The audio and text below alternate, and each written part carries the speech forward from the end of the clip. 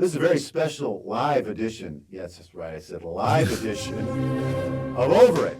Did I say live? Yeah, that's right. I said live in the new podcast room with William Electric Black, producer, writer, director, man that thought it all up, Romeo and Juliet, tribal rock musical. Let's talk about it. Woo! Thanks for coming. Oh, thank you for having me. Always a pleasure. I can barely see you over Can that you see me? massive Should I stand up a little bit or no? You look great I'm on good? camera. Is that all right? Yeah, it looks great on camera. Okay. But unlike today, I could clearly see you on Sunday. Sunday. I came for the matinee. That was great. Good to see you in the house. I really William appreciate Electric it. Black It was presents. packed. It was packed in there. It was it's been standing nice. room only. Yeah, we had that. It's been happening now. I think word's getting out. I don't know half the people I knew you. It was like, oh, great, I see a face or two. But Theater for New City, you've got 3 performances left. 4 actually. Thursday, Friday, Saturday, 8 o'clock. And then the hoedown on The last Sunday. show, April 2nd, 3 p.m. So Wow. yeah. And tickets still available. Tickets still available online. You know, it's a small house, so hey, if you're coming, hold 60, maybe. Please don't 65. wait. Go Yeah. get yourself a pair of tickets. Take a friend. Take a neighbor. I was blown away. I think I said to you at the end of it, I think I was driven to tears. Usually Shakespeare drives me to Z's. There was no sleeping in There was this no place. sleeping. And people actually appreciate that because, you know, they can be like 3 hours long, 2.5 long, you know, and you're just staring up at the stage. How you know. long is the play?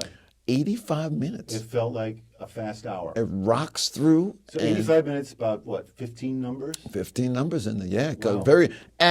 or I don't know if you notice, underscoring too. So sometimes a number finishes and the groove keeps going. You know what I'm saying? Oh, yeah. Yeah, and they're talking over the groove, and the groove is like there, and you know, great, you know, music direction.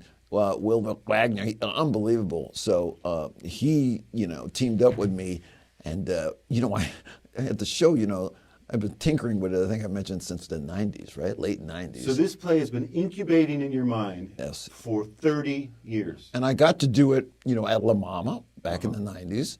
You know, did a version of it. You know, and then I like did another one. I tinkered on it again. You know, it moved around in a couple Was of. it always tribal rock musical, Romeo and Juliet? Once was Romeo New Wave. Once I did a New Wave, Romeo and Juliet New Wave. Okay. So Skinny ties. Yeah, spiked you hair. got it. So that was kind of fun. But it always was Shakespeare, actual dialogue and text, and marrying music to the actual dialogue and text. Which, you know, people. I think there's a show now on Broadway and Juliet, but they're, you know, they got top, you know, songs use that. You know, it's kind of like the jukebox Yeah, that shows. throws me. I can't. You know, they're if using. If you're going to use the original material, present it in a new way, at least have the decency to use the original material. use the two material. And how did you construct those songs? So way The back. rhyming, the beat. How'd you do that? It's in Shakespeare, you know, the rhyming scheme, you know. Right. So it's like a song. yes, exactly. The iambic pentameter, it's always, you know, two households but like indignity, and, you know, the prologue rocks itself, the dialogue is there, you know, he uses rhyming. Like he might have been one of the original hip hop artists because he did invent a lot of words. If you look it up, people are like, wait, what? If you look it up, I looked up and said, he invented skim milk, the word. I was like, wait, what? I said, no. If you go and look up words that Shakespeare invented, you will be blown I think away. I've looked at that list before. He's also invented some phrases we use in colloquial, That's right. common ways, like one in the hand, two in the Yeah, bush, that's that kind right, of thing. that's Maybe right. not that one. Right. But Right. speaking of the prologue, you handpick every night an audience member. Yes. Talk about that. It's great. So, you know, the house manager, Dan, he's great. I said, Dan, each show, I need somebody to read the prologue. He's like, wait, what? I said, yes, we're going to start, you know, get somebody up. And he says, oh, okay. So, you know, we're hoping that somebody comes up. And sure enough, every night we say, we need somebody. You know, he says, people, They know what they're in for. They want to come up. They want They're to not come up. going to read a laundry list. They're up there to read some tough stuff. Right. So sometimes they start off like, aha, I got this. Then there are a few words like, toil, the what, the you know, household, both alike. I like that, Bill. I like the, It's great. The innocence of that attempt and then the triumph. And the Because triumph. the woman I saw who read it, she clearly handled her business, but just for a moment got a little You money. got a little right. So they start off, it's like, a little turbulence, but they like it. And then, of course, the audience, they're like, yeah, they're cheering. And then lights go out. and the tribe attacks. Boom! Two houses put the lack in dignity and favor on the way we lay our scene. With a house band. Oh, boom, boom, boom. We can see the band. And the band starts trying, the organ starts hitting and the drum, bass, boom, boom, boom, boom, boom. And we start. And we don't stop, We take you into the next song, a little we let you take a pause, and then we're into a little rap groove, pop. So William Wagner, the bassist, was one of your major influences. Fabulous guy. Because the original show, I had recorded it, not on an iPhone or whatever, cassette tapes. So back in the day. So you're digging out cassette tapes. So I have these cassette tapes, and I say, well, I got these tapes of the songs, right? And he's looking at me like, I said, well, maybe you can convert them. And, I got to just, applaud and bow down to him. He took the tapes and then started to write out the music from the tapes. Really? And so, flow. It took a while, but because I had, 15 different numbers, he wrote it out. And then, you see the band, there's 2 keyboard players, he's there. He then does all the parts and writes each part out for each musician, like what they're going to play on each song. Right. The guy's like he's unbelievable. Well, speaking of musicians, one of them does double duty. Ellie Castrosano. That's it. She killed it. On drums. Right? Gets up, bounces on the stage. Plays Friar Lawrence, starts rocking sort of a gospel groove, Gray-Eyed Morn number. Oh, man. Kills it. It was some churching going on there. Thank you. People are like, what?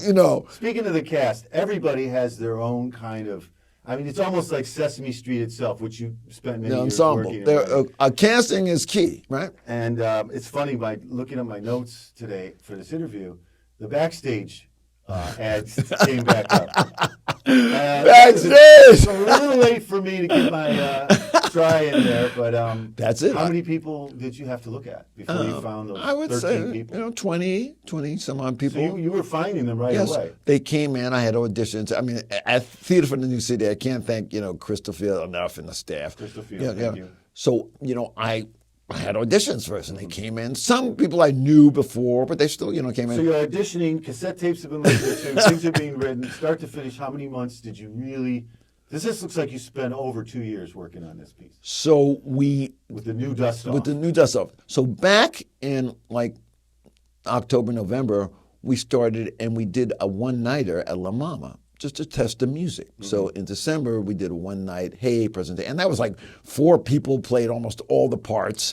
And, we pretty much had the band. We had a guitarist on board, Ryan. He was great. And so, we really locked in the music. We went to Smash Studios. We rehearsed the music over and over. So the music, I was down. I had it. I was like, oh, I got the music. Because I knew that was going to take some time to really lock in the music. Right. So then once I had the music, and that was December. So then we went underground, holiday time, New Year's. And so mid-January, we came back, and then I auditioned because I said, oh, I need Lady Capulet, I need Paris, I need Ben Foley, I need some more people, to play the parts. So then backstage, people came in and auditioned. Unbelievable voices. The talent. Some people came from the December production. So Tyler, who plays Mercutio, he was on board. Tyler Fuentes? Yes. Tyler was there. Paulina, who plays Juliet, so she was in the workshop that started back in November. Right? So she's one of the original 5. That's right. And then the drummer, Ellie, was on board, and keyboard player, Kate, who plays Tybalt. So we had so we had part of the group. Right. She got out. She was doing Tybalt, right? Saucy boy. Go do. You are a saucy boy. That was amazing. And the audience was chiming in. I love it. The audience, they're like, okay, we're part of this, Yeah, literally part of it. At one point and this is kind of a trademark William Black experience, but you are handing us gifts through the air, soft gifts. Beach balls. Confetti. Twinkies. I don't know if you got a Twinkie. I didn't get a Twinkie, but I would have still had it. That was the welcome gentleman. The ball. Of course, there's a big party. That's where Romeo, meets Juliet. So I wanted to make it very festive, and let's get the audience in. And the audience goes for it. They're feeling it. They're getting confetti on them. They're laughing. Beach balls are flying around. Mm-hmm. And then, Romeo sees Juliet. And then, but we go back to the actual text, Montague, the only son of your great enemy. And, oh, whoa! And there's the end of Act One. Like, uh-oh. And it's... Dude, there was some serious chemistry between your two leads. Yes. I was... Fabulous. I wasn't seeing any of that coming, and it didn't even dawn on me until I read, okay, now I get it. Right. The more masculine, the more feminine, I got it. But it was just... I just cast her as Romeo. There was no like, I'm thinking this is going to be a very, unique show that, there's two women.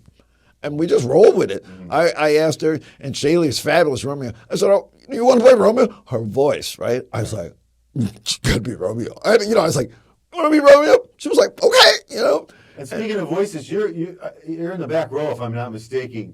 Giving some boots, some hollers, some sound Wait. Yes, that's right. Foley, that's right. Thunder, Foley, I love it. Yeah, to get, and people love it. They turn around, they're like, what's going, the energy, we talked about, it's all around you, right? Right. I use the aisles, I use behind the audience, you're in front of the audience. It's a really small platform. We rehearse. I think if you could fly people, you would have flown people too, right? The place is very, very small, but very tall. Very tall, very small and tall. Great. So every seat is like, I'm literally, stadium seating, and I'm in the second row. I think you sat some people last minute in the middle or right in front of me, but I'm literally right in the front row. And at one point, I think the actors you built up a riser, so they're almost looking down on you. That's right. That's even possible. Yeah, no. Sometimes they're right there. Mm-hmm. The light cues happening right in your ear. Boom. Right. It goes from a red to a blue, or the haze that comes in. The Queen Mab. Oh, when they come in with the lights, and Tyler is singing. The Queen Mab song. Just really so special. I just love that, and it's all Shakespeare again. It's like, hey. I mean, we got to mention them all. Kennedy, Amy, the nurse, right? Your tribal actors are an awesome group, but your tribal crew was also awesome. You want to mention anybody that... Oh, well, stage manager, Mizzy, that's his, name that he goes by. He's been with me through thick and thin, putting it together. Board operator, Megan. Megan has been with me on several shows. A lot of cues. A lot of cues. And lighting, I work with, Alexander Bartanoff from, Bartanoff, sorry.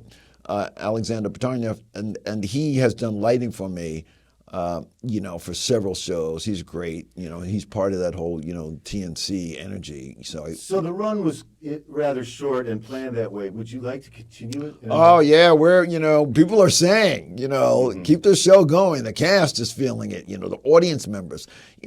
My friend, Dennis from the KGB bar, right? Dennis. Yeah. Dennis. Right around the corner. He came in. He's like, he texted me, it's a hit. He was like, it's a hit. So people. If you walk out of there humming those tunes, it's Shakespeare that you're humming, and you're not sure, what genre it is, because your genre is so tribal in itself. The chanting, and the what do you call it, in the round? Yes. So the Tybalt song, right? Thou art a villain. That's the round, right? Where Tybalt is singing, Romeo is singing, right? I am for you, come sir, your passado, Tybalt, you rat catcher, will you? So that, man, that just grabbed people. And then, of course, that's the scene where people start to die and the story turns, Right. But there are ballads. I lifted, Romeo, Romeo, wherefore art thou, Romeo? Deny thy father, and the lyric, refuse thy name, man. You start to hear the lyrics and you're like, whoa, this dude, where was his head? You're starting to look forward to the soundtrack, I can tell already. In fact, we have plans. We want to go in a studio and record, because why not? Some of the songs are just so special. Very hummable, very memorable. Listen, again, if we could do this another time after the show takes a break, maybe perhaps with one of your principals. Whoa, that would be so cool. Can we do that? Can we? I think we could. I don't know what I could touch on more so other than get a ticket. It's $20. Not even. I think it's like 18 and 15 and 12 or something. And group tickets, if you bring a group, I think it's $10. So you will not regret it. You can say, I was there when I saw this first. And that's kind of how there you go. People have said it's like Godspell, it's like Jesus Christ Superstar. Hair. Yeah, Hair, right. It's got that flavor, right? See, you have a multi decade of influence in your head? You've got the 60s in your head, the 70s in your head, the 80s in your head, the 90s in your head. Yeah, bring it. Bring it on. I love it. And not to mention a lot of experience writing songs for the songwriting. very high-profile people. Look it up. I think this could be your third act. I think it could be. I think it could be. Start thinking of the merch. Yeah, well. Start thinking of the logo. The T-shirts. You know, the T-shirts, hats. But some of the lines, Juliet says, "Bid me leap before I marry Paris." I mean, some of the lines are just like, and then the one song they're singing, he talks about, it is a meteor that the sun exhales. The lines are like, you're like, wait, what is? These kids had to learn that in a month? Oh my goodness. When the were you Shakespeare. off book? A couple of weeks before, 2 or 3 weeks. But we started with the cast, full rehearsals mid-January. So January, February, March, so about 2 months of 3 days a week, 4 out, Wow. Monday rehearsals, Tuesday rehearsals, or Monday, Thursday, Friday, I forget, but it was 3 days a week. Right. For 4 hours each rehearsal, band coming in, and I mean, you got Kat on keyboard, who I work with, vocal coach, Kat and then both Kat and Kate worked with the vocals. I would come in and I would say, look, I hear this.